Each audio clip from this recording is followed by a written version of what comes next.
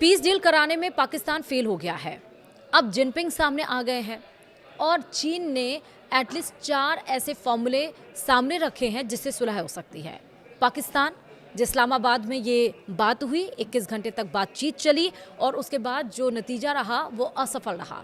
तो आखिरकार चीन कौन सा ये 4 फॉर्मूला रख रहा है जिस युद्ध से सब परेशान है, वो फॉर्मूला अगर अपनाया जाए तो सुलह हो सकती है।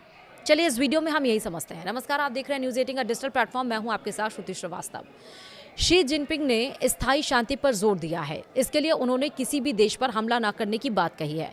जिनपिंग ने खाड़ी देशों की संप्रभुता की रक्षा की भी मांग की है। इतना ही नहीं, जिनपिंग ने कहा कि ईरान की सरकार को स्वीकार करना होगा, तभी बात बन सकती है। और ईरान जंग में पहली बार जिनपिंग के में कोई बयान दिया है। विस्तार से समझते हैं।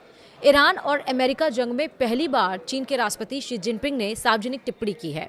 यूएई के क्राउन प्रिंस से मुलाकात के दरमियान जिनपिंग ने मध्य पूर्व में शांति समझौता कराने में रचनात्मक भूमिका निभाने की बात कही। जिनपिंग का यह बयान ऐसे वक्त में सामने आया है जब ईरान और अमेरिका के बीच सीज फायर कराने में पाकिस्तान और तुर्की फेल साबित हुआ है। समाचार एजेंसी शिन्हुआ के मुताबिक जिनपिंग ने समझौते का 4 फॉर्मूला रखा है। चीन के राष्ट्रपति का मानना है कि इसी से खाड़ी में शांति आएगी, बाकी सब बातें धीरे धीरे होती रहेंगी। जिनपिंग ने कहा कि संवाद के जरिए ही शांति आ सकती है। वहीं जिनपिंग ने जो सुलह का फॉर्मूला सुझाया है वो ये है। पहला, अपने भाषण में शी जिनपिंग ने जंगल राज का जिक्र किया।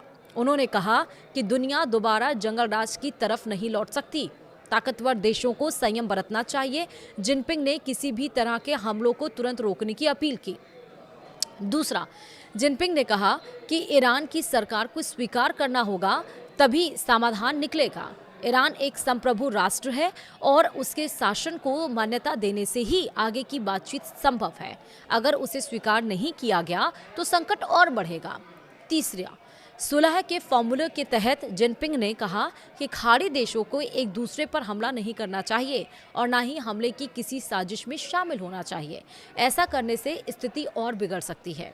वहीं चौथा, जिनपिंग ने स्थायी शांति पर जोर दिया। उनके अनुसार संवाद बढ़ाने की जरूरत है ताकि समस्या का समाधान निकले। दबाव डालकर शांति नहीं लाई जा सकती है। तो ये 4 फॉर्मूला जिनपिंग की तरफ से सुझाए गए। वहीं आखिरकार जिनपिंग का बयान जो अभी तक शांत था, यूएई से मुलाकात के बाद क्यों अहम माना जा रहा है? जंग के बीच पहली बार जिनपिंग ने ईरान और अमेरिका को लेकर कोई बयान दिया है। चीन को ईरान का करीबी देश माना जाता है। अमेरिकी प्रतिबंध के बावजूद चीन ईरान से तेल खरीदता है। वहीं मई के मध्य में अमेरिकी राष्ट्रपति डोनाल्ड ट्रंप का चीन दौरा प्रस्तावित है।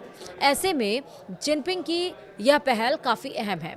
पिछली बार चीन के कहने पर ही ईरान वार्ता के लिए तैयार हुआ था और इसके बाद पाकिस्तान की राजधानी इस्लामाबाद में एक बैठक आयोजित की गई थी। हालांकि इस बैठक में शांति समझौते को लेकर बात नहीं बन पाई थी, लेकिन अब 4 फॉर्मूला चीन की तरफ से समझाया गया है, जिसमें साफ तौर पर यह बताया जा रहा है कि ईरान की शर्तों को मानना होगा।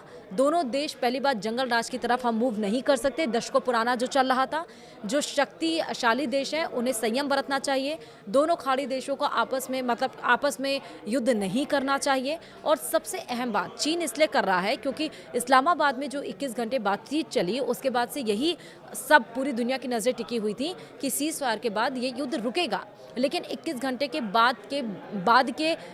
बाद भी आप सोचिए कि कोई नतीजा नहीं निकला। और सबसे ज़्यादा टेंशन वाला पॉइंट जो बना वो स्ट्रेट ऑफ हॉर्मुज बना। अमेरिका का बयान इस पर आ गया कि स्ट्रेट ऑफ हॉर्मुज पर अब जो समय दिया गया था वो समय सीमा खत्म हो चुकी है। अब नाकेबंदी की जाएगी और अमेरिकी सैनिक वहां पर डिप्यूट कर दिए। अमेरिकी जो सैनिक हैं, जो नेवी है, वो वहां से देख रही है कि कौन से जहाज जा रहे हैं। अगर ईरान वहां पे टोल टैक्स ले रहा है तो वो भी जहाज को ना देने दिया जाए। ये सारी निगरानी अब अमेरिका कर रहा है। हालांकि जब सीज फायर हुआ था 2 हफ्ते का, तो उसमें ये भी बोला गया था कि ईरान अब यूरेनियम संवर्धन नहीं करेगा, नहीं बनाएगा और सैटेलाइट के जरिए ईरान की सारी गतिविधियों पर नजर रखी जाएंगी और अमेरिका ईरान मिलकर काम करेंगे। लेकिन ये सारी चीजें एक तरफ हो जाती हैं जब इजराइल लेबनान पर लगातार हमले करता है, दक्षिण लेबनान पर हमले जारी रखता है।